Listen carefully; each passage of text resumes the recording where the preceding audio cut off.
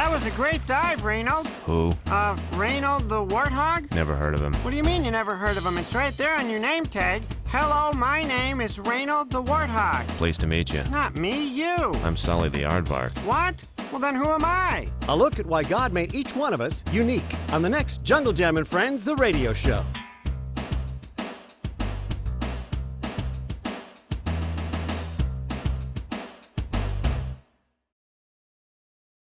Hi, welcome to Jungle Jam and Friends, the radio show. You ready? Ready? Okay, let's get started. In the jungle, it's always a zoo. In the jungle, there's a lot to do. The elephant walking, the monkey too. Jungle Jam until the day is through. Got no worries in the jungle, oh no. Got no hurries in the jungle, it's so fun. Singing, swinging, going wild, you know. Come on, everybody, let's go, let's go! Oh, oh, oh, oh, in the jungle. Oh, oh, oh, oh, in the jungle. Oh, oh, oh, oh, in the jungle. I love the jungle. Ruffy, good to see you, man. Max, good to be seen. Hey, Cheetah Sally, how's the sisters? Hi, they're fine, Guppy. Hi, Flip. Hi, Nuzzles. Hey, everybody. Sloth, you're here early. Yeah? So what's happening this time, Mr. Narrator? Well, Jean-Claude, Katie Snuffleson Katie? visits Razzleflavin Island just in time for the big shedding festival, where she learns an important lesson about holding on to things she doesn't need. Oh, yeah, the baby tooth lesson. But first, the Jungle Jam gang discovers why God made each of us unique when a warthog named Reynold decides he wants to be somebody else. Cannonball. So everybody, gather round. Oh, oh, oh, oh, in the jungle. Oh, oh, oh, oh, in the jungle. Oh, oh, oh, oh, in the jungle. Don't you wanna come too? Of course we do. Don't you wanna come too? Come on, everybody. Don't you wanna come too? Let's go. Stick around. Jungle Jam and Friends has just begun.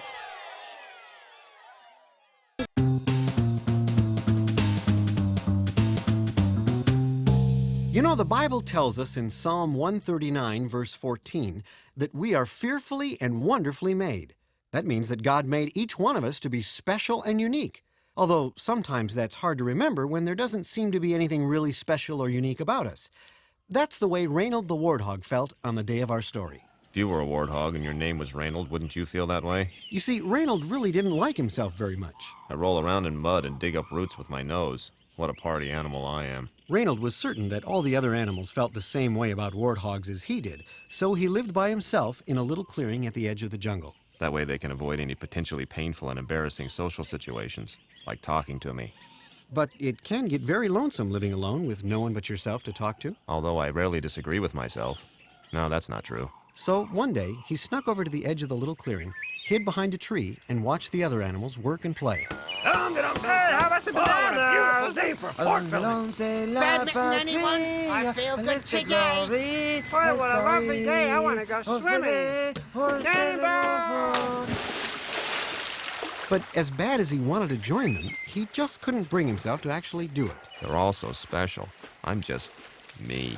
And let's face it, there's certainly nothing special about being a warthog. Reynold walked slowly back up the path toward the swimming hole, thinking about how special all of the other animals were. I mean, it's not like I'm Gruffy Bear who's so strong, or Millard the monkey who swings from the trees, or Weatherby the owl who can fly, or Nozzles the elephant who's so big, or Sully the aardvark who...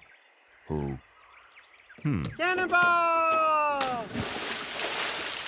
Who does that. Ooh, I love that.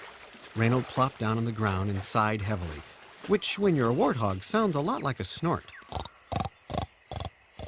Why do I have to be me? Why can't I be one of them?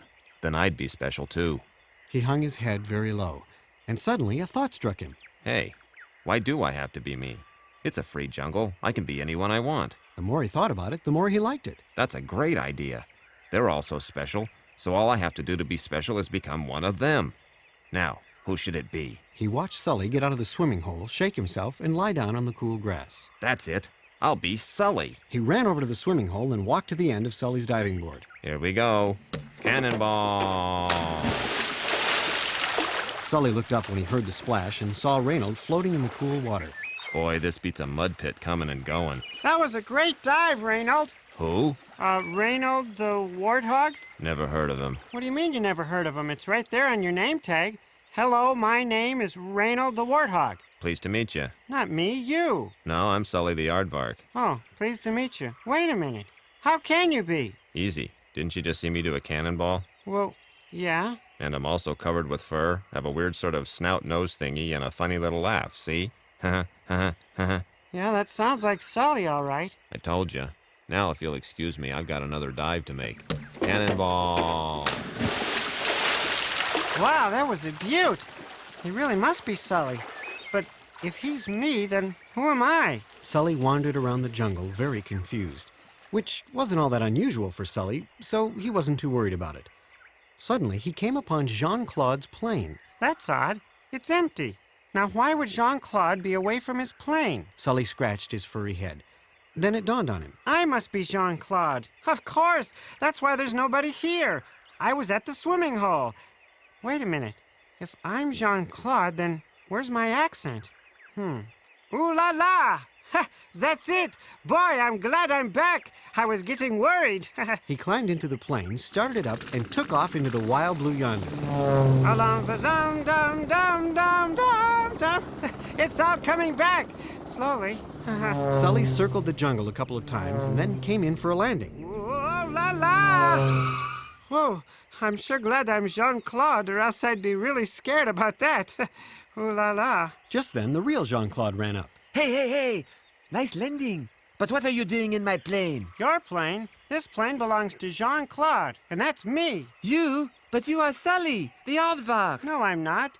Look, what is Sully known for? Doing cannonballs in the swimming hole? Right. And what is Jean-Claude known for? Flying around in his plane? Exactly. Now, am I doing cannonballs in a swimming hole? No. Well, what am I doing? Flying around in the plane? Ergo, I must be Jean-Claude. Well, I can't argue with logic. But if that is the case, then who am I? Jean-Claude pondered this as he walked into the clearing. There, he saw Gruffy's bright red tool belt. It's not like him to leave this lying around. He must not be himself today either. Then he realized But of course, he is not himself because he is me. I am Gruffy. Dum-de-dum-dum-dum. Ah, yes, of course, I knew it.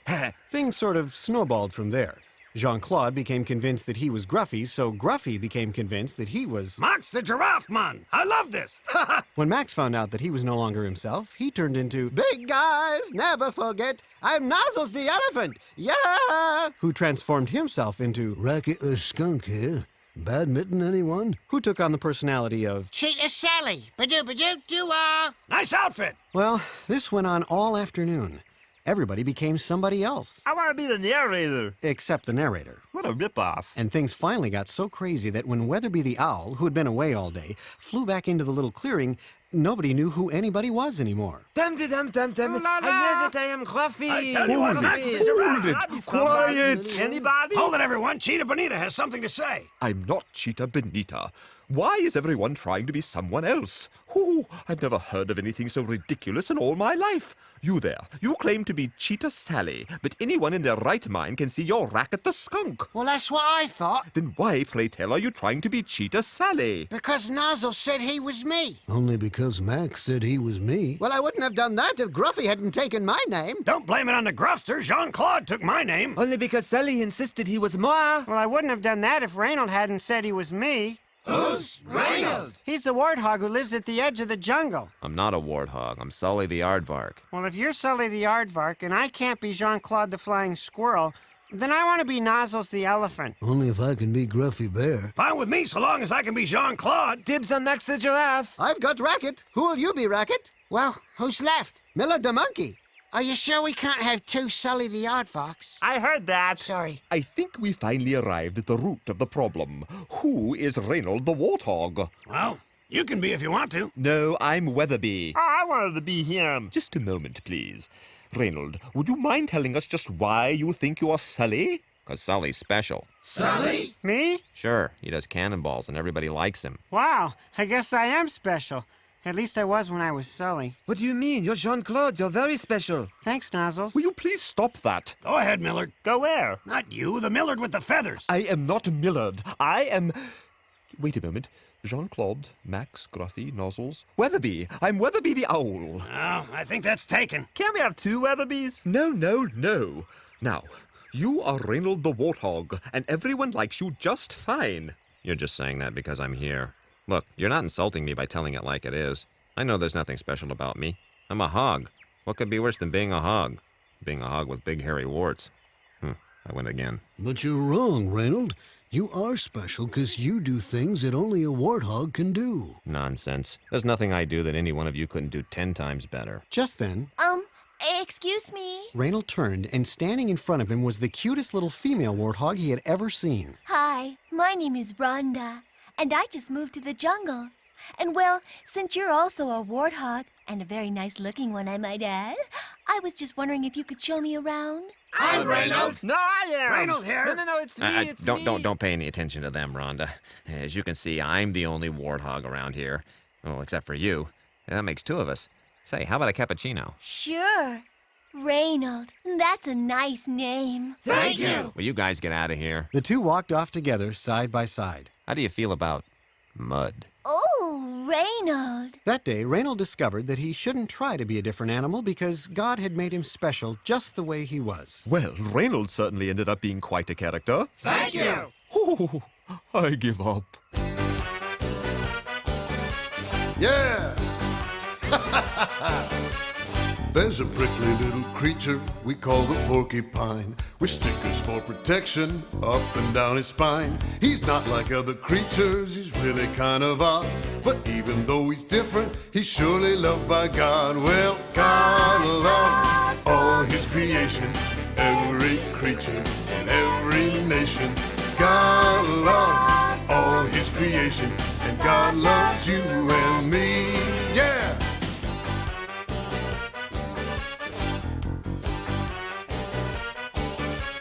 There's a smelly little fella, we know him as a skunk.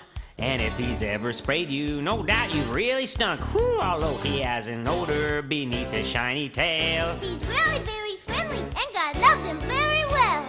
God loves all his creation, every creature in every nation. God loves all his creation. God loves you and me. Yeah! I said, ha ha! Now all of us are different. No two are made the same. Well, we all have different features. Most have a different name. Remember, though, your neighbors are not made quite like you. To God, they're very special, and He loves us through and through. God loves all His creation, every creature in every nation. God loves all His creation. God loves you and me. I said, God loves all His creation, every creature in every nation. God loves all His creation, and God loves you and me. Oh yes, sir. God loves you and me. Yeah. Hey. Woo. Jungle Jam and Friends, the radio show, is brought to you by Fancy Monkey Studios. If you haven't had enough of us yet, check us out on the web at fancymonkey.com. Is loose. I haven't used waxed mint floss. Katie sat down on the bathroom floor and put her head in her hands. She was so upset she didn't notice that she had left the water running. But she did look up just as the sink began to overflow. She got up to turn it off when suddenly the water started gushing out of the faucet and began filling the room. I had a feeling this was gonna happen. Katie ran down the hall and quickly ducked into the first room on the left, Marvy's room. She tried to close the door, but a giant wave crashed in behind her. She dove onto Marvy's bed as the water began to fill the room. It picked up the bed, spun it around the room, and washed it and Katie right out of an open window and off onto the high seas.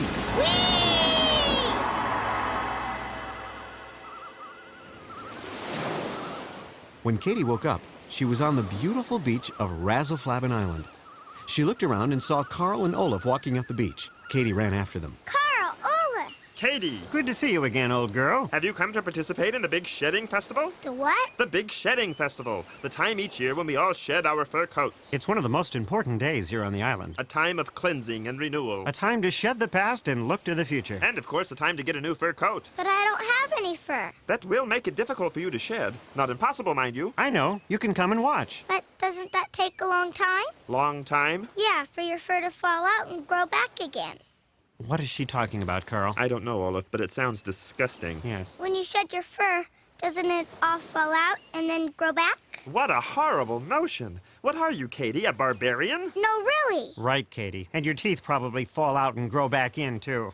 Not if I can help it. So how do you get new fur? Come on. We'll show you. They walked down the beach and soon came to a little rocky cove where all of the Razzleflabbins were gathered around a large boat. And written on the side of the boat in big bold letters were the words, Morty the Furrier. Fine furs for all occasions. We get our furs from Morty, factory direct. Yes, he fixes us up, but good. Imitation fur, of course. It's all he sells. Carl, Olaf, Boobalas, I got your fur coats right here. 42 long, right? Actually, mine was a medium. And mine was regular. Oy vey, I'm so sorry. I got a new assistant. Irving, the nudge. Between you and me, he's a little mashugana. It's so hard to get good help these days, but then I don't have to tell you that. Listen, this is no problem. A little nipping, a little tucking, you'll never know the difference. Morty took Carl and Olaf's coats and started off towards his boat. Come on into the boat, boys. You'll have a little nosh, a slice of krugel, and we'll do the alterations while you wait. What other furrier gives you that kind of service? Hey, Ving, you got the sizes wrong again. If you ain't my sister's kid, such a smack I'd give you. Katie watched as Carl, Olaf, and Morty went into the boat. Then she looked around.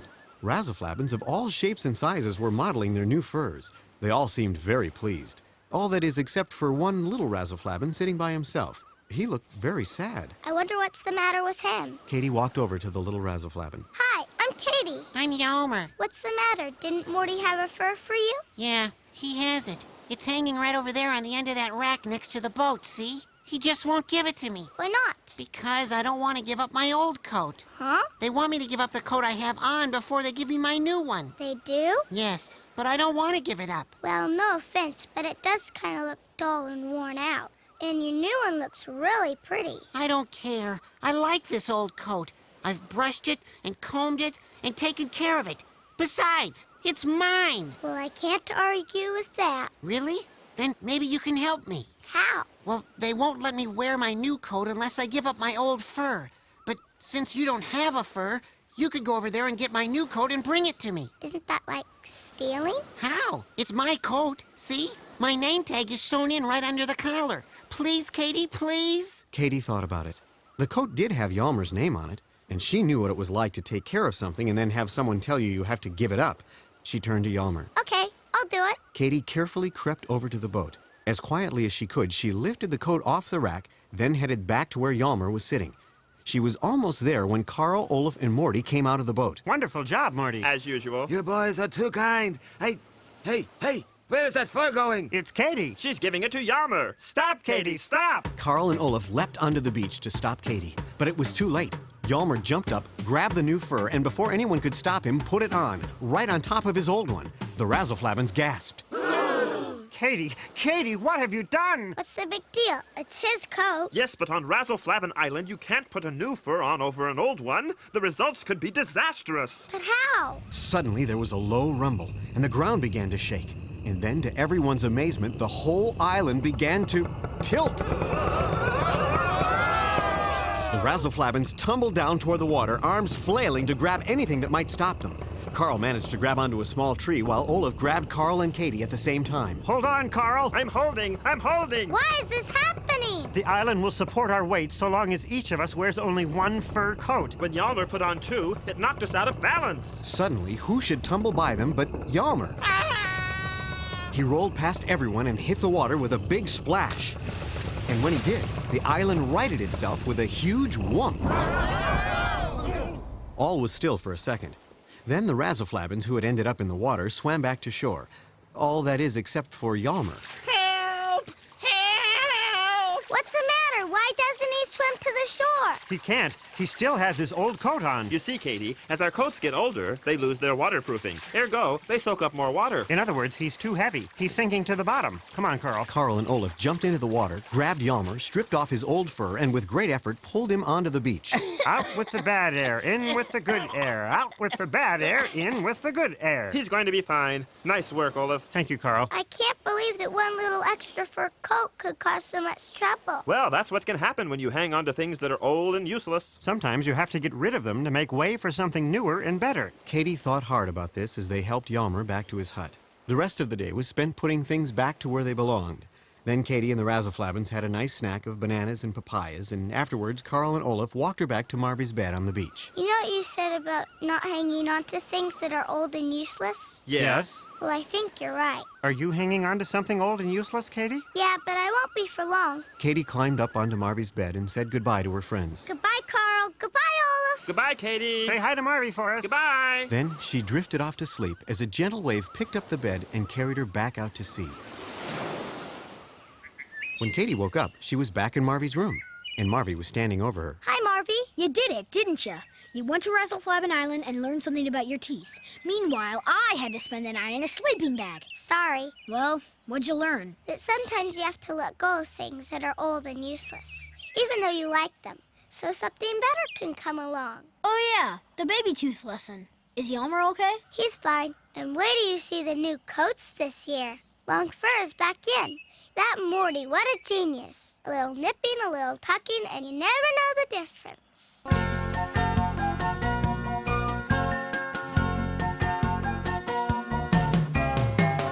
Jungle Jam and Friends, the radio show, is produced by Fancy Monkey Studios. A Hog by Any Other Name and My Left Upper Incisor were written by Phil Lawler. Sound designed by David Buller. Visit us on the web at fancymonkey.com and find out how you can get a copy of this story. Thanks for tuning in. We hope you had a lot of fun. Join us next time for Jungle Jam and Friends, the radio show. Well, there's a place where the animals tell stories. Hey, Sally, remember when we got really scared? What do you mean, we? And like to learn about the love of God.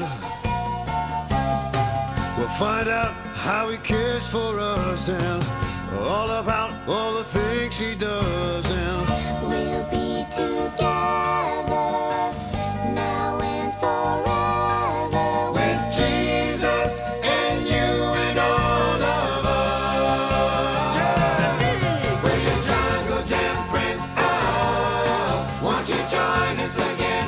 Oh, where the music and fun and adventures never end. We're your Jungle Jam friends. Oh, won't you join us again? Oh, where the music and fun and adventures never end. We're your Jungle Jam friends. Oh, won't you join us again? Oh, where the music and fun and adventures never end. Open your mouth and say, ah. Fancy Monkey Studios.